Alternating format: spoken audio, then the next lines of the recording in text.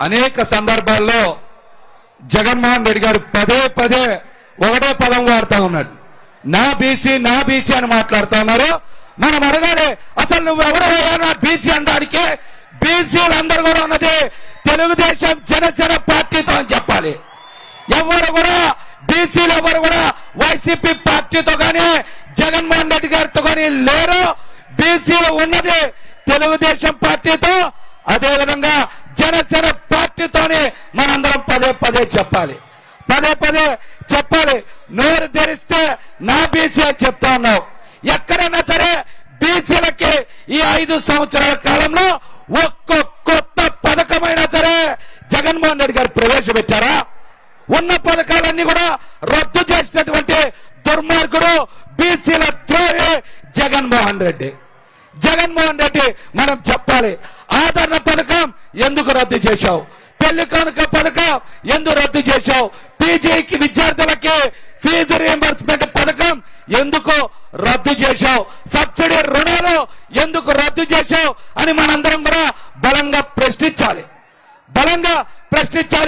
బీసీలకి ఇంతవరకు కూడా జగన్మోహన్ రెడ్డి గారి ప్రభుత్వంలో ఒక్క పథకం కూడా ప్రవేశపెట్టినటువంటి దుర్మార్గుడు జగన్మోహన్ రెడ్డి. స్థానిక సంస్థల ఎన్నికల్లో బీసీలకి 34% రిజర్వేషన్లు ఉంటే 24% రిజర్వేషన్లు కుదించి 16,800 మంది బీసీలకి రాజ్యాంగబద్ధంగా పదవులు తీసేసినటువంటి దుర్మార్గుడు జగన్మోహన్ రెడ్డి. ఆయన బీసీల వెన్నుపోత విధించినటువంటి బీసీల వెన్నుపోటు దారుడు జగన్మోహన్ రెడ్డి అని మనం తెలియజేయాలి. ఇంతవరకు కూడా ఈ రాష్ట్రంలో 56 కార్పొరేషన్లు పెట్టి ఒక్క కార్పొరేషన్ కూడా 100 రూపాయల నిధులు ఉన్నటువంటి ఈ దుర్మార్గుడు జగన్మోహన్ రెడ్డి బీసీ కార్పొరేషన్ల ద్వారా ఒక్క బీసీ కూడా ఒక్క తోపుడు బండి కూడా ఉన్నటువంటి ఈ దుర్మార్గుడు జగన్మోహన్ రెడ్డి బీసీల జీవితాల్ని ఏ విధంగా తీర్చిదిద్దుతారని మనందరం కూడా ప్రశ్నించాలి. బీసీలని సొంత బిడ్డల్లాగా కన్న తల్లి ప్రేమ పంచిచ్చేది జనసేన తెలుగుదేశం పార్టీ.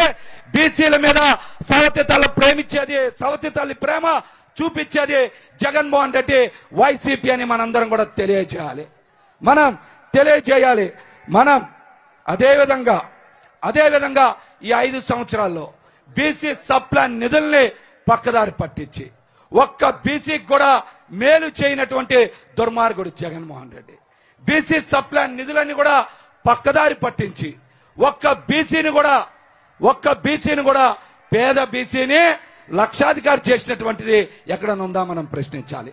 ఈ నవరత్నాల వల్ల ఒక్క బీసీ కూడా ఓసీ కింద మార్పు చేరలేదంటే బీసీల జీవితాల్లో మార్పు రాలేదని మనం తెలుసుకోవాలి.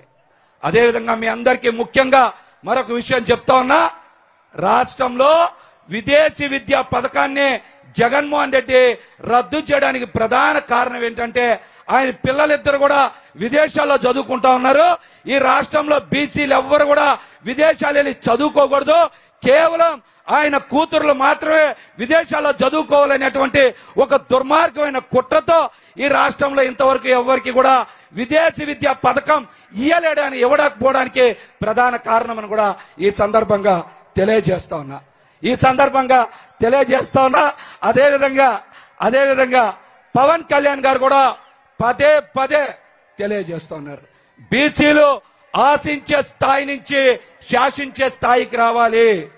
బీసీలు ఆర్థికంగా బలోపేతమైన రోజు మాత్రమే అధికారానికి దగ్గరవుతారని పవన్ కళ్యాణ్ గారు అనేక సందర్భాల్లో తెలియజేశారు. బీసీలకు అండగా నిలబడి వాళ్ళని అధికారంలోకి తీసుకొచ్చేందుకు పవన్ కళ్యాణ్ గారు చాలా బలంగా కృషి చేస్తా ఉన్నారు. అదేవిధంగా గత ఎన్నికల్లో కూడా జనసేన పార్టీకి వచ్చినటువంటి ఓట్లలో బీసీల ఓట్లు 50% ఉన్నాయని బలంగా చెప్పినటువంటి వ్యక్తి పవన్ కళ్యాణ్ గారు అని కూడా ఈ సందర్భంగా మీకు తెలియజేస్తా ఉన్నా.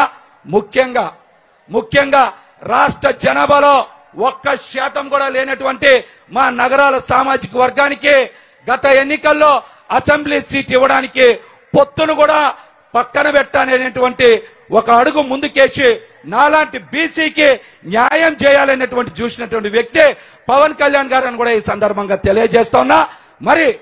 మరి మా సామాజిక వర్గానికి ఏదో 2 నామినేటెడ్ పదవులు ఇచ్చి మోసం చేయాలని చూస్తున్నటువంటి జగన్మోహన్ రెడ్డి మనందరం కూడా దూరం చేయాలి.